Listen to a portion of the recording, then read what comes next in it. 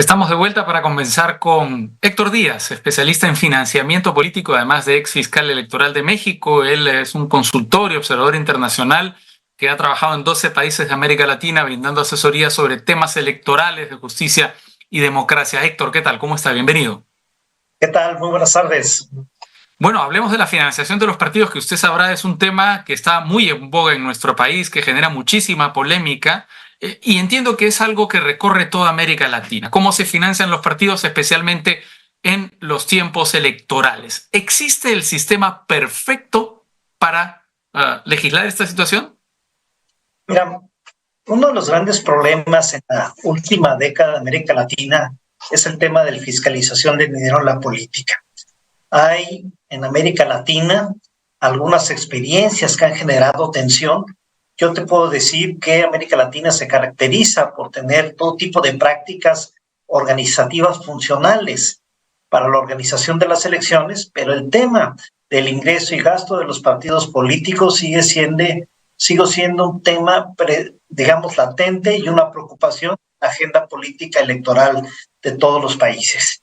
Hemos conocido innumerables casos de financiamiento irregular y de estos pocas veces tienen sanciones, y lo que en un momento dado puede ser mucho más grave para el sistema electoral. Cuando existe financiamiento irregular, se rompe la equidad de la competencia política, no hay en un momento dado anulación de la elección, y el financiamiento irregular es la punta de lanza de la corrupción política que ha afectado a muchos países en América Latina. Ahora, es peor todavía porque a veces estamos hablando no solamente de corrupción, sino de casos mucho más graves. Estamos hablando de la penetración del crimen organizado en la política. Diferentes países han denotado este tema, sobre todo financiamiento irregular proveniente del narcotráfico. El último caso que tenemos es el de Colombia, donde admitió el hijo del presidente Preto que recibió dinero de fuentes irregulares, y esto en un momento dado daña la campaña electoral, daña la confianza y daña la credibilidad. Imagínate cuáles son las consecuencias si el Estado no tiene mecanismos de contención para evitar que la política esté financiada por fuentes del narcotráfico. Ahora, aquí el problema es la contradicción que se produce entre, digamos, el hecho de que los fiscalizadores son las mismas personas fiscalizadas. ¿En qué sentido? Que son los propios legisladores los que tienen que dar unas normas que los pueden terminar perjudicando en sus propias campañas. ¿Cómo se quiebra esa contradicción? ¿Qué tipo de procesos sociales y políticos se dan en los países que están enfrentando, digamos, por ejemplo, a la penetración del crimen organizado y quieren legislar en contra de la presencia de estas mafias en la política? Bueno, los políticos, el primer paso que deben de dar es hacer conciencia pública de los perjuicios de no tener una legislación adecuada para castigar el financiamiento irregular y, sobre todo, el de provenientes de actividades delincuenciales o narcotráfico. Segundo, muchas veces no solamente tener leyes, sino tener instituciones eficaces que puedan en un momento dado castigar estas sanciones, y que en un momento dado las sanciones que impongan sean de carácter ejemplar. En ese sentido, te puedo decir que una de las sanciones son en vía administrativa, anulando la elección. A un político le duele, lo que más le duele es que le anule la elección, pero también las sanciones que debe de haber son sanciones de carácter penal. Es decir, las personas que reciban dinero provenientes de narcotráfico, su sanción tiene que ser la cárcel. Ahora, ¿esto funciona realmente? Es decir, ¿hay personas que realmente van a la cárcel en nuestros países por problemas de financiación electoral? Mira, existen en América Latina más de 10 países que sancionan el financiamiento irregular. Es cierto, son pocos los países que en un momento dado han judicializado a fuentes del narcotráfico, pero sí tenemos algunos ejemplos en Panamá, y sobre todo en Colombia y en República Dominicana recientemente, que unos diputados que recibieron dinero del narcotráfico fueron judicializados y ahora están purgando penas de prisión. Ahora, la sensación que me da de lo que venimos conversando es que efectivamente no existe ese sistema perfecto por el que le preguntaba al comienzo de la conversación, que siempre se verá enturbiado por la presencia de la propia política, el tema de la digamos, fiscalización de las donaciones y de los dineros a las campañas electorales? Es cierto, no existe el sistema perfecto. Para mí el sistema perfecto tiene que ver con la responsabilidad institucional y con la ética de los políticos, porque finalmente los políticos o son legisladores o son parte del poder ejecutivo que tiene que ver con la procuración de justicia. Es decir, si existen políticos que ellos mismos reciben financiamiento irregular y que ellos mismos se protegen por su influencia política, están dañando no solamente el Estado de Derecho, sino están dañando a las instituciones democráticas del país, y las consecuencias son en un periodo totalmente inmediato. Imagínate cuáles serían las consecuencias de que una persona reciba dinero del narcotráfico y después sea gobernante. Tiene que pagar la factura, y la factura es la protección y la falta de ejercicio del derecho penal a estas personas. Es decir, hay lugares donde se dice que existen narcoestados porque existe esa simbiosis entre financiamiento irregular y falta de una procuración efectiva por parte del Estado. Ahora, en el Perú, lo que se ha planteado como un mecanismo para resolver justamente esa contradicción es que la financiación para los partidos durante campaña sea pública. ¿Qué, digamos, resultados ha dado esta experiencia en otros lugares? Mira, el financiamiento público fue una corriente que nace en la década de los 90. La idea era equilibrar las condiciones de competencia política, darles oportunidad a nuevos actores políticos, a que los partidos políticos se obliguen a informar porque reciben dinero público, pero funcionó para la pluralidad democrática.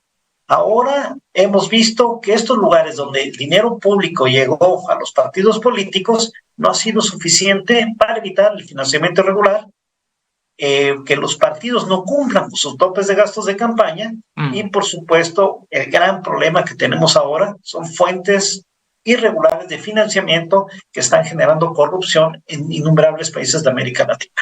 ¿A usted le parece que este mecanismo, que en el Perú se llama pitufeo, es decir, la reducción de los aportes de particulares por una serie de donantes fantasmas o donantes falsos, es un modo de lavado de activos? Pues no, yo creo que en un momento dado lo importante de un Estado es que tenga mecanismos efectivos de fiscalización. Si en un momento dado el Estado no es eficiente en el cumplimiento de las normas, pues por supuesto que se puede dar todo tipo de ilícitos. Uno de ellos es el lavado de activos, porque el dinero que ingresa en la política de manera irregular y de manera clandestina, al final se regresa por concesiones de obra pública o contratos sustanciosos que personas dedicadas a la delincuencia finalmente lavan su dinero con dinero público provenientes de contrataciones con el Estado. Sí, exacto. Ahora, ¿por qué, digamos, en Estados Unidos hay, digamos, este mecanismo en el que se donan grandes fortunas a las campañas republicanas y demócratas y no se entra en el conflicto que se entra en nuestros países? ¿Por qué ahí sí funciona la donación particular? ¿Porque tienen mecanismos de transparencia más desarrollados? ¿Porque tienen una mayor tradición? ¿Cuál es la razón? Estados Unidos está prohibido el financiamiento público. Es decir, el Estado no les da dinero a los partidos políticos. La única que les da dinero es a las campañas presidenciales. Pero si en un momento dado un candidato recibe dinero público, automáticamente tiene limitado su gasto, por eso nadie lo hace. ¿Qué pasa en Estados Unidos? Tienen un sistema muy eficiente de transparencia. Es decir, todos los candidatos que reciben dinero tienen la obligación de dar un recibo, subirlo en una plataforma y cualquier ciudadano puede estar informado de cuánto dinero y en qué monto dio una institución o una empresa de carácter privado. De hecho, en Estados Unidos, quien más dinero da a los candidatos son los despachos de abogados, los despachos de cabilderos, los petroleros, los relacionados con temas informáticos y, ojo, por ejemplo, los vendedores de armas semiautomáticas. ¿Qué quiere decir? Claro. El ciudadano sabe que un diputado recibe dinero de esos empresarios que venden armas y en un momento dado también es consecuente de que tiene que defenderlos. Entonces, en pocas palabras, las cartas en el juego están totalmente abiertas y es el ciudadano el que al final de cuentas recibe, pero depende de la información y que esto sea público. De lo que ha podido ver, cómo están funcionando los mecanismos de transparencia en la donación de fondos de campaña en el Perú.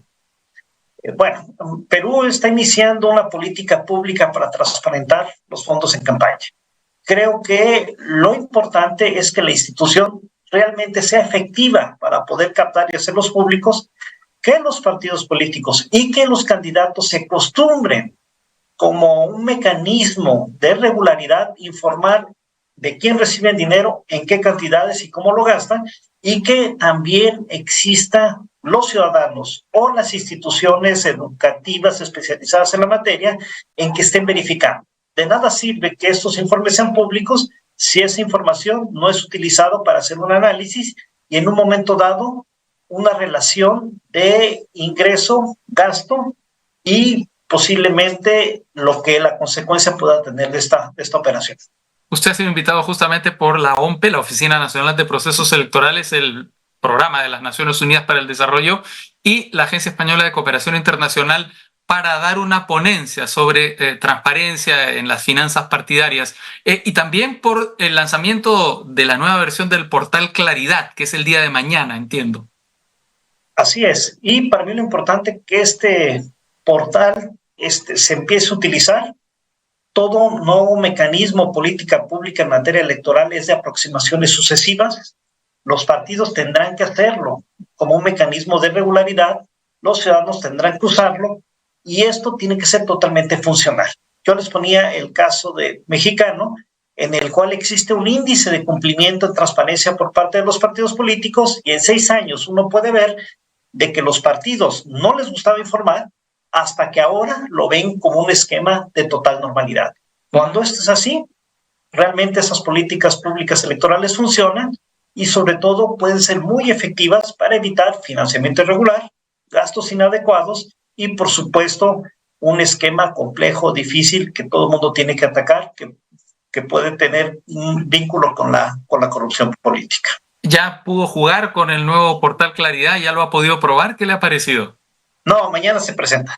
Mañana se presenta y sí, nuestro segundo ejercicio va a ser qué tan eficiente es este portal, porque existen en América Latina muchos experimentos. Hay países donde, por ejemplo, el caso de Brasil, uno automáticamente en el Tribunal Supremo Electoral le pica, como dicen comúnmente, a un candidato y sale quiénes son los financiadores. Hay otro caso como el mexicano, que para ver de dónde recibió dinero un candidato se tiene que pasar por lo menos 1 hora explorando en estas redes digitales y creo que la eficiencia de este nuevo experimento va a depender qué tan accesible y clasificada y ordenada y digerible sea la información para que el ciudadano esté bien informado de lo que pasa en la vida política electoral del país. De acuerdo. Héctor Díaz, especialista en financiamiento político, ex fiscal electoral de México. Muchas gracias por su participación en Al Vuelo. Un gusto. Gracias a ustedes. El gusto es mío. Buen día. Hasta pronto. Que esté muy bien.